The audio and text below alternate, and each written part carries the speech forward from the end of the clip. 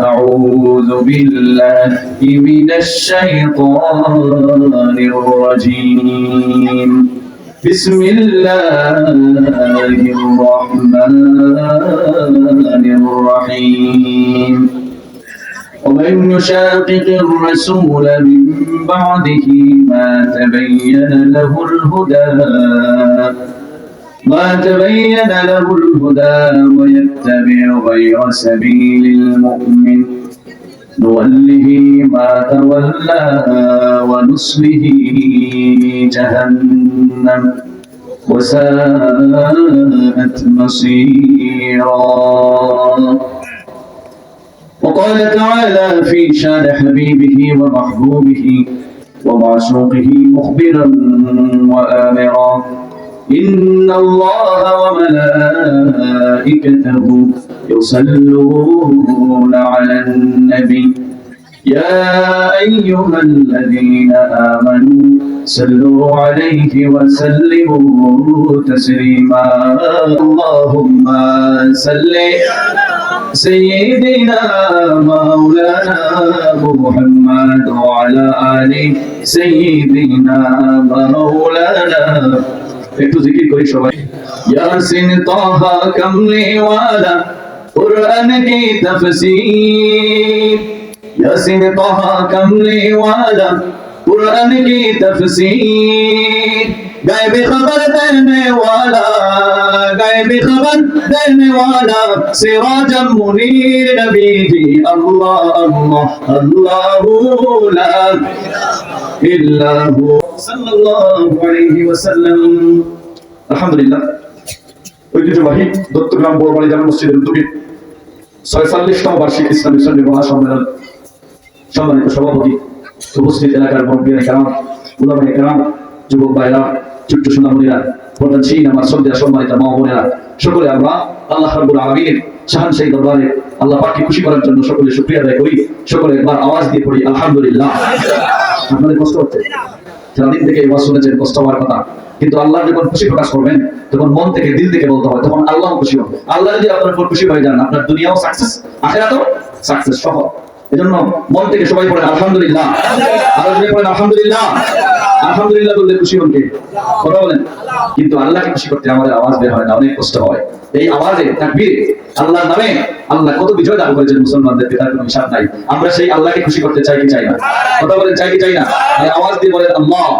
আরো যদি বলেন আল্লাহ। আমরা আল্লাহকে চিনি কি চিনি না? কথা বলেন, চিনি কি চিনি না? সেই আল্লাহ কি আছেন যে আল্লাহ ইব্রাহিম আলাইহিস সালাতু ওয়াস সালামকে বিশাল অগ্নিকুণ্ড থেকে, যে অগ্নিকুণ্ডের কাছাকাছিও মানুষ যাওয়া সম্ভব না, গাছ দিয়ে ইব্রাহিমকে সেই অগ্নিকুণ্ডে যখন ফেলা হচ্ছিল, জিবরিল আমিন এসে বলছিলেন, ও ইব্রাহিম, আপনাকে আমি আগুন থেকে বাঁচাইয়া দেই। ইব্রাহিম বলছিলেন, কেন আগুন থেকে বাঁচাইবা? কারণটা কি? বলে, তোমাকে দেখলে আমার মায়া লাগে, তুমি যে আল্লাহর খলিল, আল্লাহর বন্ধু, তোমাকে দেখলে আল্লাহ আমার মায়া মহব্বত পয়দা হয়। ইব্রাহিম বলেন, আমি আগুনে কি তোমার মহব্বতের জন্য পড়তেছি নাকি আল্লাহর জন্য পড়তেছি? জিবরাইল বলেন, ইব্রাহিম রে, আমি তো জানি তুমি আগুনে পড়তেছো একমাত্র আল্লাহকে খুশি করার জন্য। ইব্রাহিম বলেন, আমার আল্লাহ যদি আমাকে আগুনে ফেলাইয়া খুশি হন, আমাকে আগুনে জ্বালাইয়া যদি আমার মালিক খুশি হন, আমি ইব্রাহিম আমার মালিককে খুশি করার জন্য আগুনে জ্বলতে দেব। বলবেন না?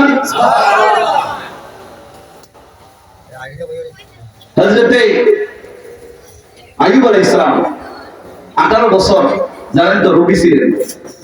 18 বছর পর যেই দিন জিহ্বায় পোকা ধরছে, সমস্ত শরীর পোকে খাইতে খাইতে এলাকার মানুষ বের করে দিছে যে তার শরীরের গন্ধের কারণে, জবেল কদর নবী, তার শরীরের গন্ধের কারণে এলাকায় টিকা যায় না, থাকা যায় না, এলাকা থেকে বের করে দাও।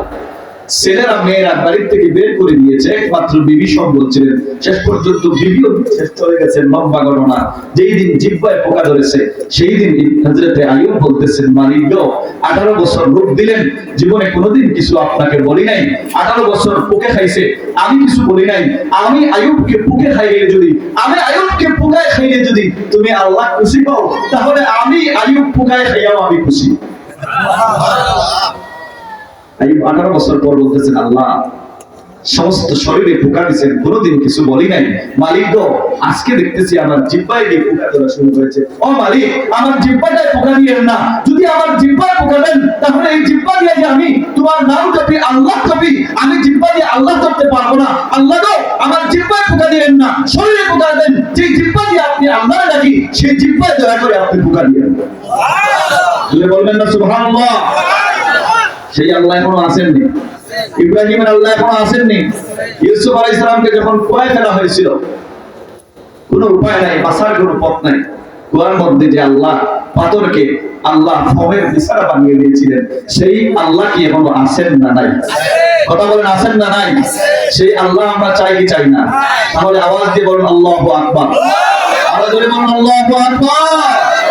আল্লাহর নাম নিলে আল্লাহ খুশি হন না বেজার হন? কথা বলেন, খুশি না বেজার? আমরা আল্লাহকে খুশি করতে চাই কি চাই না?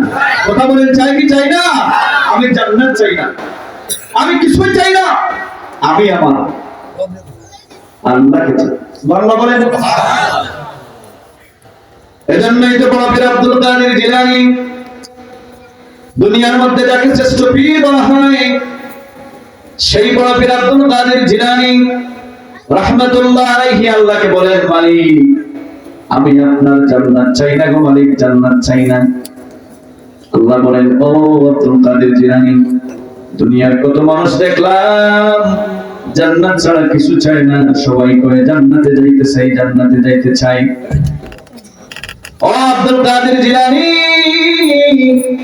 তুমি তো দেখি জান্নাত চাও না আব্দুল কাদের, কারণটা কি বলবা রে আব্দুল কাদের, জান্নাত তুমি কেন চাও না? আব্দুল কাদের জিলানী বলেন, মালিক আমি জান্নাত চাই না, জান্নাতের আমার কোনো দরকার নাই। আপনি আপনার কদমের পাশে আপনি আমাকে একটু জায়গা দিয়েন, আপনার কদমের পাশে জায়গা পাইলে আমার জান্নাতের দরকার না। কারণ আল্লাহর কদমের পাশে থাকতে পারলে আপনার জন্য সেটা জান্নাত হয়ে যাবে। আল্লাহ রাব্বুল আলামিন এই মানব সন্তান মানুষকে বড় মায়া করে বানাইছেন, জানেন নাই? আল্লাহ পাক ফেরেশতাদের বলছিলেন, ও ফেরেশতাগণ, আমি মানুষ বানাইতে চাই, আমার খলিফা বানাতে চাই, আমার প্রতিনিধি বানাইতে চাই, তোমাদের মতটা কি বলো, তোমরা কি রাজি আছোনি? ফেরেশতা কয়, না না না, বানাইন না, বানাইন না। কয়, কেন বানাবো না?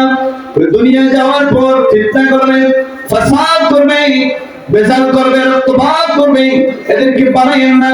বরং আমরাই তো আপনার ভালো গোলামি করতেছি, এদেরকে বানাইলে দুনিয়ায় যায় এরা মারামারি করবে, ফিতনা ফাসাদ করবে, আল্লাহ তোমার নাম নেবে না, আমরাই তো তোমার নাম ভালো করে নিচ্ছি।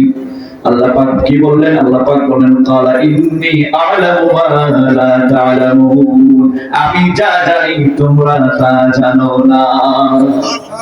আমি যা জানি তোমরা তা। আল্লাহ রাব্বুল আলামিন বললেন, যাও জমিন থেকে মাটি নিয়ে আসো। আল্লাহ পাক জমিন থেকে মাটি নিলেন।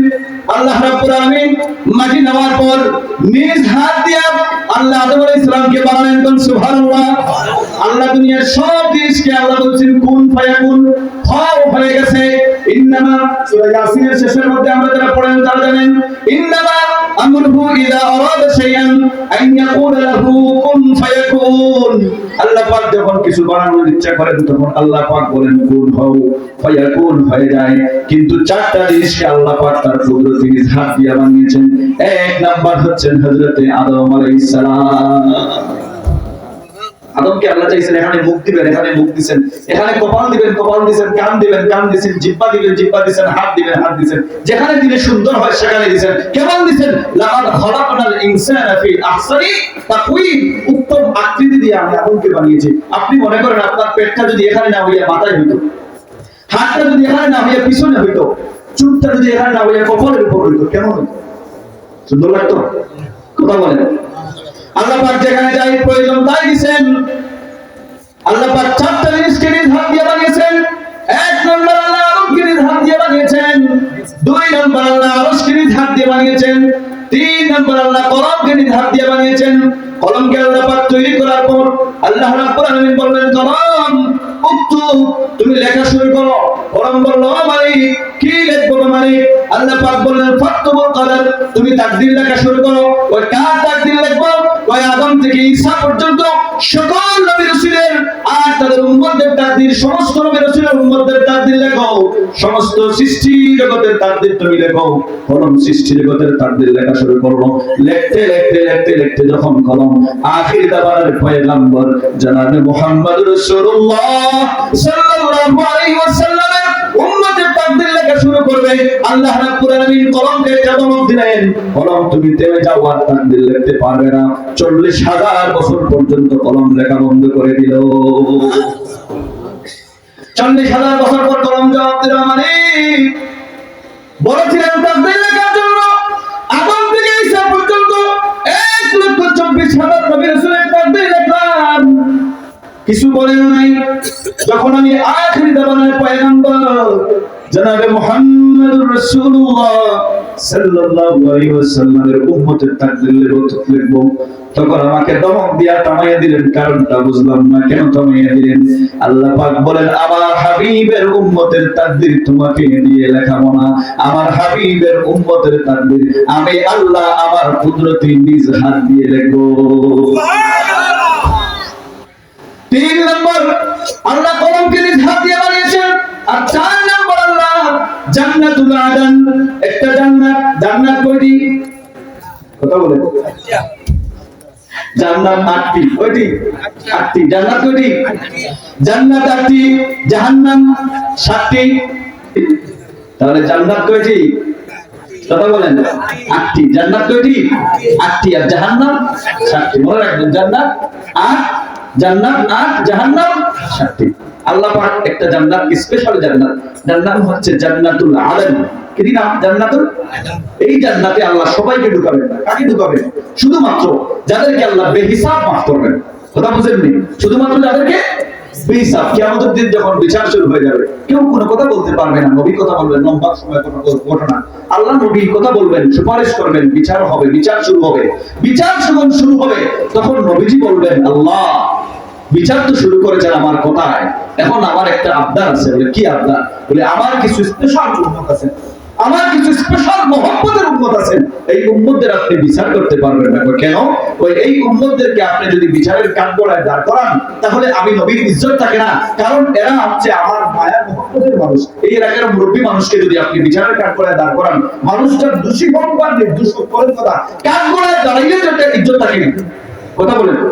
আসামের কাঠগড়ায় দাঁড়াইলে নির্দোষ বা দোষী কবে হবে, কিন্তু কাঠগড়ায় দাঁড়াইলে কি হয়? ইজ্জত কমে না। কথা বলেন, কি হয়? আল্লাহ নবী বলবেন, আল্লাহ আমার কিছু স্পেশাল উম্মত আছে, এদেরকে কাঠগড়ায় দাঁড় করাইলেই আমার ইজ্জতটা কমে যায়। বলে, কারা তারা? তাদেরকে ডাকো। তখন নবীজি ডাক দিবেন, ও আব্দুল কাদের জিলানী, কই আসো। ও খাজা মঈনুদ্দিন চিশতি, কই আসো। ও শাহ কুরআন, কই আসো। ও বদরপুর সাহেব আসেন। ও ফুলতুলি সাহেব আসেন।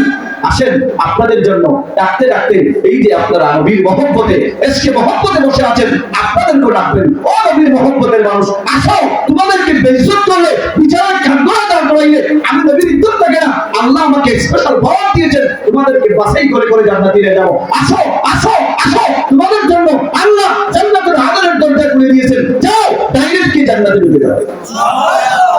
আপনারা কি আমার কথা বুঝেন না? বুঝে থাকলে আওয়াজ দিয়ে বলুন সুবহানাল্লাহ। সমস্যা আছে। ওই যে এক হুজুর পাকিস্তানের